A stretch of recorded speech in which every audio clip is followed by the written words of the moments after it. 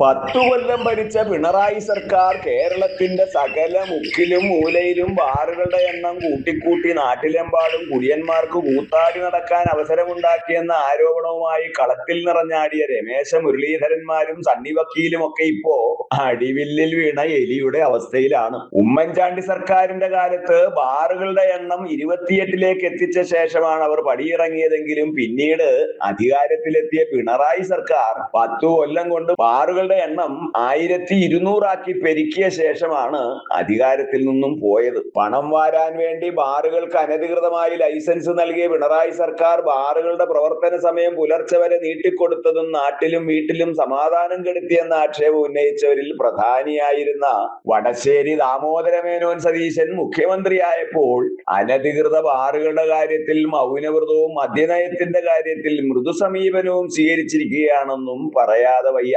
മദ്യരാജാക്കന്മാരായ ബക്കാഡിയ കമ്പനിയുടെ വീര്യം കുറഞ്ഞ മദ്യത്തിന് 175% നിന്നും 125% നികുതി വെട്ടിക്കുറച്ച പൂക്കി സർക്കാരിന്റെ നടപടിയിൽ ക്രിസ്തീയ സഭകളൊന്നാകെ ആശങ്ക പ്രകടിപ്പിച്ചിരിക്കുകയാണ്. തെരഞ്ഞെടുപ്പിന് മുൻപ് സതീശൻ മേനോൻ പറഞ്ഞതെല്ലാം ഇപ്പോ മറന്നുപോയിരിക്കുന്നു. സായിപ്പിനെ കാണുമ്പോൾ കവാത്ത് മറക്കുമെന്നാണല്ലോ ചൊല്ല്.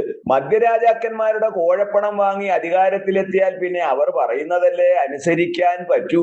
ബാറുകാരുടെ കയ്യിൽ നിന്നും കോഴപ്പണം വാങ്ങിയെന്ന ആരോപണം നേരിട്ട പാലായുടെ മാണിക്യമായിരുന്ന KM മാണി പിന്നെ മരണം വരെയും കോഴമാണി എന്ന പേരും കഴുത്തിൽ തൂക്കി നടന്ന കാര്യമാണ് ഒറ്റമേനിയുടെ മനസ്സിലേക്കും ഇപ്പോ ഓടിയെത്തുന്നത്.